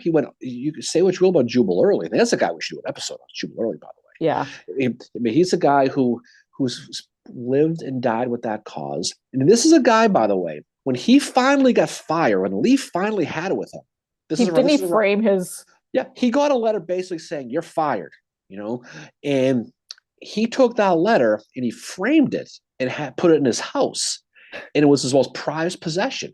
Anybody who came over his house, he went to go show him the letter where Jubal Early was the raw. I mean, but that's how, for one, that's how he looked at Lee. Mm-hmm. But two, that's the mentality he was. Even after getting fired, I mean, look at the relationship with George Pickett and Lee after Five Forks, where basically Pickett gets fired and still comes to work. He's like George Costanza, comes anyway, just shows up anyway. Yeah. And there's that story where Robert E. Lee rides by Pickett on a horse, and he says to Walter Taylor, "What is that man still doing with this army? I got rid of him." Oh God! And he just stuck it out. And then after the war, Lee never forgave him. I mean, never forgave. After the war, you had that story where I think it was John Mosby took Pickett to visit Lee back when Lee was doing his grand farewell tour before he died. And he wants to go bury the hatchet between George Pickett and Lee, and Lee basically just blew him right off. I don't this guy. And so and that was the no, it wasn't Mosby. I don't know who the hell that was. I'm forgetting. I think it was Mosby. Now. It was Mosby. But that was the line when afterwards, when he came back and said, when he was pissed off because he got rebuffed by Lee, and he says, that old man got my division wrecked. Yeah. Right. And then he says, yes, George, but he made you famous. Right. Yeah. I forget. You're right. I think maybe it was Mosby. I think it was Mosby. But I think that's where that's what the story was. I'm pretty sure it was Mosby. I think it was Mosby, but if I'm wrong, I haven't thought about that story in a long time. But I could be wrong who it was. But that story did happen. You know. Yep, yep. But David or Siskel says the name Jubal Early always sounded like such a happy name. Ghost of Sickles Lake is talking about the historian Howard Zinn, and how he does Oh God, history. Howard Zinn. Yeah, I Um, read Howard Zinn when I was in college. That was revolutionary stuff for him. You read that in the town square. People think you're a lunatic. Howard Zinn. No, God. seriously, but he was very he's. I've read him and he's interesting. He's out there. He certainly is. But anybody who does history is Howard Zinn. You know. And then David Maxwell, and I agree with this. I'm sure it's hard, talking about the Civil War on Facebook anymore because so many of the pages and groups have turned into fighting. And it's like they're refighting the Civil War. And it's true. Um, and like I've seen David on there and just kind of like we're on some of the same pages, and it's like, oh man, like what's gonna happen now? Like some of the stuff, like I saw one that was like there's one page that does kind of this like ask questions like who is this? Like kind of like a challenge or whatever. And the one was like it turned out to be Speed Fry. Was like, who did he kill in cold-blooded murder at a battle? And I'm like, Yeah, that was we talked about that. Was it yesterday or the day before? yeah, it was the So day before. so, And so Battle Mill Springs, Felix Zollicoffer, who was blind as a bat, he was like you, Mary, yeah, without his glasses, he couldn't see shit, and he loses his glasses or some damn thing happens. He rides into Speed Fry's line, and inevitably he gets shot and killed. yeah, And there's some people think that Colonel Fry did him personally. He shot him with his pistol. Other people said that it was his men who did. yeah, But it turned in there is a faction who say that Speed Fry in cold-blooded murder killed Felix Zollicoffer. And the thing is because he if that's the case, then Carney was murdered too. It was the yeah, same thing. Or so was James Burbsy McPherson. yeah. And so it was at this debate. I'm on that. I'm trying to on my personal Facebook. I do Civil War sometimes, but most of my friends who aren't Civil War people don't know Robert E. Lee from Sarah Lee, so I don't No. bother. But I try to avoid a lot of the Facebook Civil War pages because of things like that, and I've done a pretty good job getting out of a lot of them. But but that one I couldn't believe when you told me I know that. I 'Cause show, that, yeah, David Maxwell knows what I'm talking about. He's like, oh my God, that was so ridiculous. It was like, I'm like, did Fry kill? So I'm like, we're frantically looking. I'm like, it was Zollicoffer. So, and people were like, I answered, I said, okay, it's Fry. And I said, he killed Zollicoffer. And I said, can we really call it cold-blooded murder though? I mean, isn't that a chance you take? You might get killed if you're fighting in a battle. But someone else said that too. He's like, I don't know if I would, the person was like, I don't know if I would call it cold-blooded murder because if you sign up to fight in war and battle, and you wander into enemy lines, you might get shot. You well, I know. mean, there's a price to war with that, and I mean, Zollicoffer. As much as I saw another one of these pages, someone said if Albert City Johnson had lived, would they have won the Battle of Shiloh? And you were like, It, your answer was great. No. no, because they just, but because it just if you study Shiloh and you realize that Don Carlos Buell's Army of the Ohio was coming, I Yeah. mean, absent of 21st century weaponry, the Confederates weren't going to win that. It was a math equation at that Yeah. point. But Grant and Sherman did a great job holding them off as long as they could Yeah. until he arrived. And when they arrived, it was a different story. But you're fighting against mentality. We said this before. It's easier for me to attack you on social media, Hmm. okay, for something you say I disagree with, Yep. because instead of me going back and studying it again, because sometimes admitting what you think is wrong is the hardest thing. Yeah. And it's always easier to hold on to a firm position like grim death and never letting it go because you don't want to think that maybe what you think might be wrong. Yeah.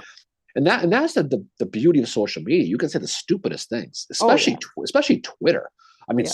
some of the stupid crap. I mean, but that's Well, I'm so not on there anymore. not me either. But I mean, but that's the reality. Yeah.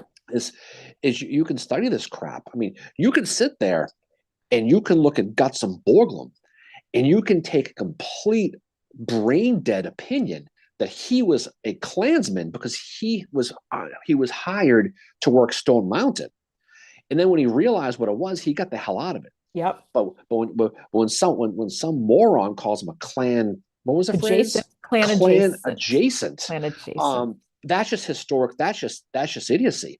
But again, it's easy to do that because not enough people really study it, and if you get called out on it, it's easier to attack that person than to go back and try to Yep. justify your cause. Didn't But say, that, but oh, I was not correct or whatever, and yeah, that had like, and just like the like you commit the great offense of saying something positive about William Rosecrans, and then the Grant people get yeah, out. How dare you insult? It's like, okay, I never even mentioned Grant. I'm just talking about Rosecrans, but okay.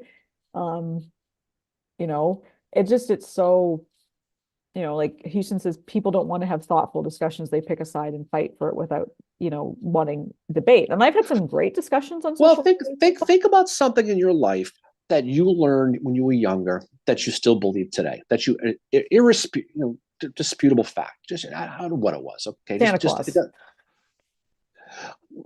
okay. Well, I mean something. I mean, I'm just saying something history related. Okay, Yeah. um, and then you reach your age you are today, and then something comes out where someone says the opposite. Uh, it's hard to sometimes think that everything you thought might not be true, right? And you saw that you see that a lot with the Lincoln Society Yeah. people. You see it, Oh right? yeah. You see that a lot with the Lee people too. The book that Liz Varon wrote on Longstreet that just came out recently that we had on is a fantastic study into the insight of that Lee Longstreet feud. Yeah. It really shines a light on that. And the Lee versus Longstreet thing kind of goes in waves. Yeah. Sometimes the Lee, it's like it's especially in a place like Gettysburg. You like we mentioned a while ago, you go to some of the bars, and there are Lee people, there are Longstreet people. Yep. But when you understand the narrative where it comes from, and the person, the person who I think is a guy who gets a lot of shit on social media is Jeb Stewart, right? Yep. Now we're going to be doing an episode with Eric Wittenberg here pretty Yeah. soon Coming up. Yeah. We just have to set about a date. we're going to set a day with Jeb Stewart at Gettysburg, and he's somebody um who's really has his finger on the pulse of the key. Yeah. I've said this before. Eric is probably somebody who knows more about the cavalry and the Civil War than anybody in the world. He Yeah. is. He's, in my opinion, he's the gold standard. And I remember going to see him years ago. He did a presentation in Gettysburg where he talked about the myth of Jeb Stewart, and a lot of it comes from Walter Taylor and Yeah. Marshall about the whole running around getting his name in the papers, the movie and stuff like that. The story where he gets laid out by Lee, which realistically didn't even happen that way. Yeah. And so he opened my eyes to it because I'm thinking, wait a second, the way I was understood it by reading a lot of this stuff was exactly like the movie says. Yeah. He had the opportunity he was supposed to screen the army, but he ends up getting caught between he can't get back to the Confederacy. He has to go all the way around Yeah. to York, which is where he was going anyway. And he gets delayed. He gets all those wagons and that famous, Shelby Foote quote, that they're no use to me now, or the hell. Yeah. Every time you talk about, the whole point was getting wagons. The whole campaign was getting wagons. Yeah. But it really, you see all the memes coming up about him running around and all the stuff he did, and it really debunks a lot of that. And John Mosby himself, Yeah. MJ just mentioned that. admittedly, he had the Farrah Fawcett poster everybody has growing Yep. up. He had that of Jeb Stewart, God. John Mosby. So you have to take what he says with a grain of salt too. Yeah. But we'll have him on to talk about that. And I think people, if they listen to that, will realize that maybe everything that you've kind of learned about Jeb, is probably not true. Yeah, right? and it a lot of it does come from the movies, and it's fun to joke around about like, oh, Jeb was late or whatever, but there's more to the story than just that. And a lot of it comes about post-Civil War, like a lot of this stuff does. Ghost Sickle says, I'm saving my dollars to hire Eric Lindblade and Jim Hessler for an 8-hour all-star tour of Gettysburg this October. Oh God. Well, that the ones to do it. I mean, specifically, the thing about them is, especially Hessler. He does tours outside of Gettysburg. He'll do tours in Washington D.C. He does that one up with the Custer tour out west over there, Little Bighorn. Yeah. So he's a jack of all trades, but he's certainly, you can't go wrong with Hessler if you want to go find someone to talk. And if you know Jim like we do, he's you have a beer with him, he'll shoot the shit with you. He's just a regular dude. He's not somebody who he knows he's wise enough to know that he's not the star. He tells the story of the actual Yeah. stars, Yeah. right? His job is to relate, to bring people to life, like a lot of us do. He's not the focus, and I think a lot of people don't do that. I think, Yeah. right? No, I agree. Some people like, and yeah, that's the thing. Like when we do this podcast, it's the battles and the people that are the stars, not us. Like we just tell a story.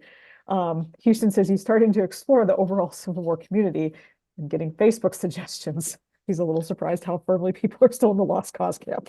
I mean, look, There's everybody. some great pages out there. Like MJ and AQ do Gettysburg, These Honored Dead. It is awesome. If you love Gettysburg, it is a great, great page. There's some good places out there. There's actually some good there are actually some good resources out there. But again, you're going into a Shark Tank sometimes. Yeah. Where people who it's hard to explain, but there are some I finally had to pull the plug on because all it was fighting, and it was the sophomoric type folks when maybe they've done a tour, maybe they heard something, they've read a book on Shiloh, and now suddenly they're experts on Shiloh. And that's the thing too, is that nobody knows I mean, the good thing about everyone in the Civil War community is you realize that it's an ongoing process, that you will never get to a point of absolute perfection, right? And you're always learning. And if you're going to be always learning, you have to be always listening, and you have to be able to keep an open mind. And I think that's a flaw without a doubt with certain people, is they close themselves off. They consider themselves experts, and anybody who tries to go against what they think, you don't know what you're talking about. Yeah. And that's the problem with social media, but that's the problem in life in general, though. That's yeah. Like, I'm planning on writing a book about Howard when I'm done school finally. And I don't expect to be the only one out there studying Howard. I'll never be the Howard expert. I just want to be able to tell his story and tell it in a way that maybe gets people breaking away from that Chancellorsville mentality, to see that he's more than that. I mean, I honestly think one of the most interesting things I found out about Howard was the fact that I didn't realize this until I read his obituary. He was the last Union general to die who commanded an army. Yeah. And when I read that, like that, I had to read it a couple times, and then it made me think, wow, this guy was the last. How did he feel about that, knowing that when whoever it was passed before him, the second last one, did he have a moment of, I'm the only one now left? Because that must have been hard to realize that you're the only one that's left from this war that commanded army. So you think about all the army commanders out there. Meade dies soon after the Civil War. I think he dies in the 1870s. Grant dies, overall commander of all the armies, right? Like, how many of them were there? Thomas is gone. Yeah, they're pretty much all gone. And at some point, you are suddenly the only one. And I think stuff like that probably hit these guys, that, wow, there's not many of us left, to, wow, now I'm the last one. There was a story about when Sheridan, I've told it a few times, when Sheridan was buried at Arlington, there was a guy there that stayed there for many, many hours afterwards by himself, and it was Sherman. And it's suspected he stayed there because he realized that they're dying, and he's, he doesn't have Sheridan around to talk to anymore about that experience. But when I read that in his interview, or not interview, obituary, I was like, wow, this is something, Yeah, I mean, that's the reality of it all. That's the reality of it all. So you try to learn, you try to do the best you can, you try to keep an open mind with it. And if you're going to study the Civil War, you have to accept the fact that you have to study both sides of it. And we know there's too many people who are pro-Union, who are pro-Confederate, whatever. They don't want to study the other side, We see this a lot with John Wilkes Booth, for example, Yep. where there are people who we know people who literally won't even say his name, right? Yep. And it's like, well, okay, fine, I get all that, but it's still history. It's an important part of history. It's a part of history that even today we're still struggling with. Yeah. Of Reconstruction, how that all went down. But you got to study it. You can't be a fan if you want to be a real historian. You got to look at the dark places. You got to look at the dark side, and it's okay to see John Wilkes Booth as being a human. He did a terrible, terrible, terrible thing that anybody who knew him was shocked by, because that was so out of character for him to do that. And the book I recommend to people is American Brutus, just like you do, because it tells that human side. You learn about these people, why they were involved. I didn't know until I read American Brutus that George Atzerodt was involved in the plot to kidnap Lincoln because he needed the money because he had a little girl. And then it's like, wow, he got to that point where, he had that. Frank mentions the last veterans died in the 1950s. Think of all the technological changes they saw. There was a picture that showed up a week or two ago on Facebook, and it was I've tried to find this picture if it's real or not, because if it is, I can't really believe it. But there was a picture of the last living Confederate soldier standing with a helmet in the early 50s next to a jet. Yep. And, I saw that picture. Right. And it's, by all accounts, it's a true picture. And you think about it for a second. This is a guy who went from fighting in linear formation with muskets to living through both world wars, Spanish-American War, World War I, World War II, right? And going from linear formation Napoleon style to seeing fighter jets. Yeah. Can you imagine? I mean, it's astounding when you just think about it. And he had the first Apple phone. He had the Apple One. And I'm pretty sure he saw the last New York Yankees World Series title too. I think he did. You would have seen the Cleveland Indians last World Series title. Yeah. Well, since today's a big sports day, I was telling you earlier that they did they went back to like how much the most expensive player on every World Series championship team is earning. Like a show like the last year, the Texas Rangers. I forget whoever the most highest player was. It went all the way back. The last time the Cleveland Indians won the World Series, their highest paid player made $7,200 per year. That just goes to show how long it's been for you. Their players aren't making much more than that now. We do not pay our players. We'll be ready to jump off here. So today's a Super Bowl, so let's get some Super Bowl predictions from people. Okay, my personal opinion, I think it's going to be a good game. I'm going to go San Francisco 28, Chiefs 24. I think it's going to be a good game. I think it's going to be a fourth quarter game. I just think I don't want to say, I don't care who wins. I don't like either team, whatever. I think it's going to be a good scoring. I think San Francisco's going to win. I think they got the better team, better defense, more depth on offense. And I think Mahomes will make a big mistake late. I just have a feeling that. So I'm going to go 28-24. So what do you think? Go Guardians. I'm ready for baseball. Oh, you're on to Cincinnati. I don't even care. What? Right. Cincinnati. I'm on to Cleveland. No, I think it'll be a good game. I think it'll be a lot of fun. I think hopefully people can I want enjoy the 49ers to win. I'll be honest, I'm tired of Patrick Mahomes. Well, I mean, I get the Taylor Swift. Yeah, I mean, there's that aspect too, and I don't care one way or the other for Taylor Swift. I respect the music she does. I'm not one of these anti-Taylor people. I realize, the reason why she's on your TV every 5 seconds is because people want to see her. Yeah, you may not like her, but most of society, for whatever reason, loves her. I get that, but I think I think we'll see what happens. My Patriots will get back to it next year. I think we got a new situation.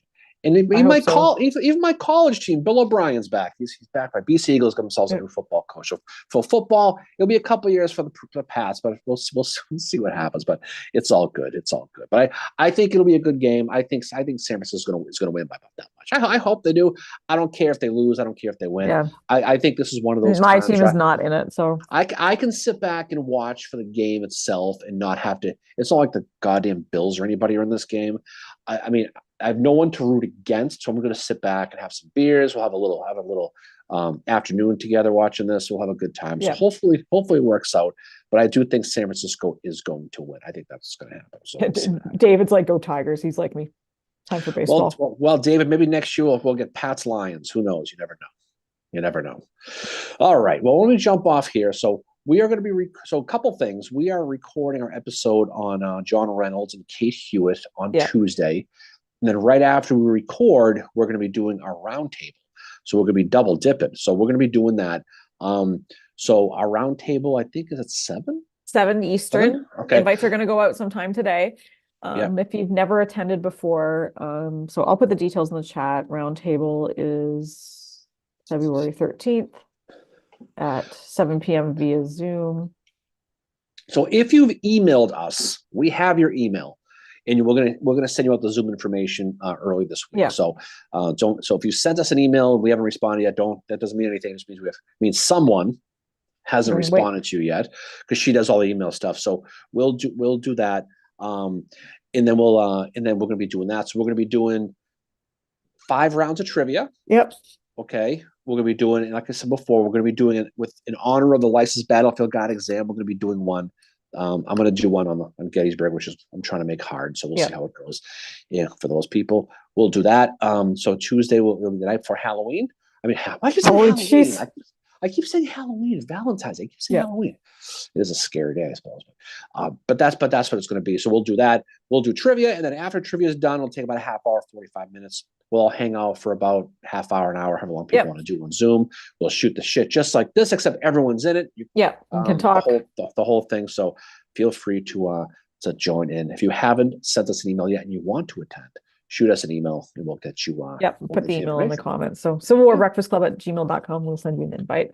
Anyway, thank you everybody for coming on here. We had some new people on here as well, which is awesome to see. We appreciate the support and you guys coming on and hanging out and questions and comments and all that. It's awesome. So thank you.